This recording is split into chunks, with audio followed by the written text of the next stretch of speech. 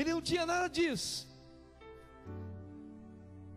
E a verdade que eu estou falando, irmão, quando você lê a Bíblia, a vida de Josué, ele chega num determinado momento, quando ele está para assumir o posicionamento, ele fala assim: olha, tinha eu 45 anos quando Deus falou com Moisés em Cades Barneia e nos mandou para a terra prometida, espiar a terra. Hoje eu sou da idade de 85 anos, quer dizer, 40 anos depois, ele diz assim: tal era a minha força lá, tal é a minha força hoje, tanto para ir para a guerra, como para ficar. A vitalidade de Moisés, com 85 anos de idade, era a mesma de 45 anos antes. E você pensa uma coisa, ele passou 40 anos do deserto andando com um povo incrédulo. Um povo que a Bíblia diz que os corpos daquelas pessoas iam caindo no deserto. O povo ia morrendo e tropeçando um no outro. Mas ele estava firme. Deus prometeu e vai cumprir o que prometera. Ele sabia disso. Além disso, irmão, quando você lê o livro de Josué, a gente vê a confiança e a submissão que Josué tinha, não somente a Deus, mas ele tinha ao seu líder, chamado Moisés. Quando você lê o livro de Josué, começa o livro assim: Josué, filho de Nun, servidor de Moisés. Você consegue entender isso? A Bíblia podia dizer assim: Josué, filho de Nun, grande homem de Deus. Ele diz não, Josué era filho de Nun e ele era servidor de Moisés. Ele tinha um nível de confiança, de submissão e de serviço ao seu líder Moisés. E a palavra submissão, literalmente, significa descansar. Vem cá, Valmir.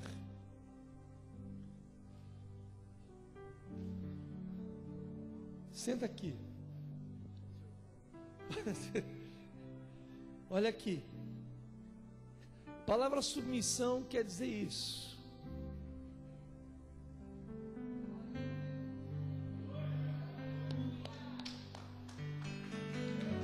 Você consegue entender o que eu estou dizendo? Sujeitar-se significa descansar na liderança de alguém. É literalmente isso. É muito mais do que você ser uma pessoa subserviente, uma pessoa que obedece cegamente. Não é alguém que obedece cegamente e que responsabiliza o líder pelos seus insucessos, seus fracassos. É alguém que descansa na direção, na visão, no projeto, no propósito do seu líder. E uma das coisas mais tremendas que eu aprendi lendo o livro de Josué é que ele começa o primeiro versículo do livro de Josué dizendo assim: Josué era filho de Nun, mas ele era um servidor de Moisés. O livro de Josué fala da lealdade, a sua lealdade, a visão que Deus deu para Moisés.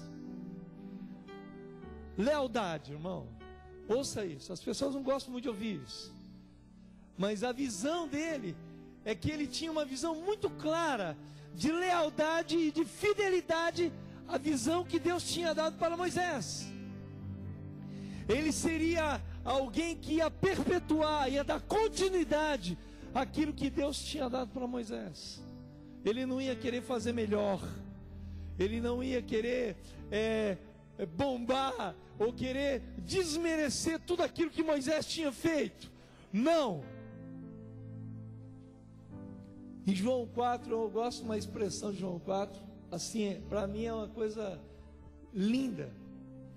Quando fala da adoração ali no capítulo 4 de João, parece que Jesus, num determinado momento, muda de assunto. Aí a mulher, depois de encontrar Jesus, falar assim: os verdadeiros adoradores adorarão o Pai em espírito e verdade, aquela coisa toda. Aí a Bíblia diz assim: a mulher deixa o vaso lá, entra na cidade e vai pregar para os seus parentes. Nesse mesmo momento fica Jesus aqui conversando com os discípulos tinham ido buscar comida, e quando eles voltam e percebem que Jesus está conversando com uma mulher samaritana.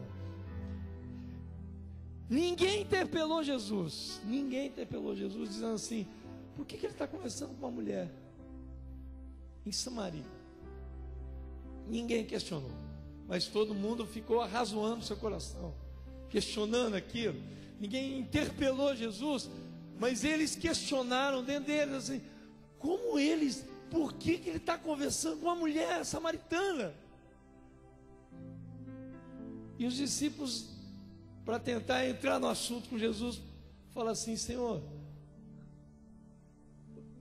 você não quer comer um pouco, não? E ele responde assim: a minha comida e a minha bebida é fazer a vontade do meu Pai e realizar a sua obra.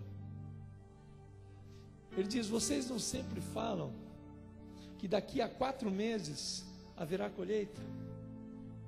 Eu também vos digo, os campos estão brancos para a ceifa. Ele diz assim: o trabalhador que semeia, ele quer logo ver o resultado do seu trabalho. Por aí ele fala assim: olha, vós colhestes aonde não plantastes. E eu acho lindo isso. Vocês colheram aonde não plantaram. O que significa colher aonde não plantou? Quer dizer, eles assim: outros trabalharam e vós entraste no trabalho deles.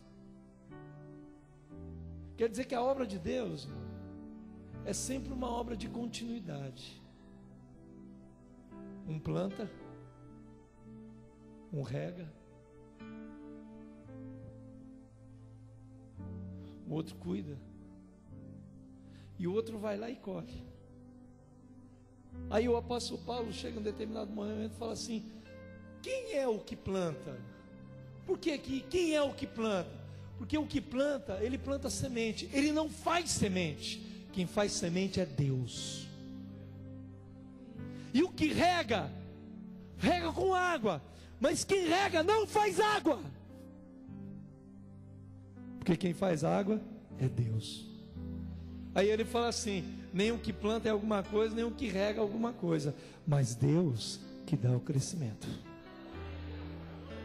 Por isso que Jesus disse assim: vós colhestes aonde não plantastes. Quer dizer o que, irmão? Se você está fazendo alguma coisa na obra de Deus, alguém antes de você proporcionou para que você pudesse colher aonde outro plantou. Então Paulo diz: nem o que planta é alguma coisa, nem o que rega é alguma coisa,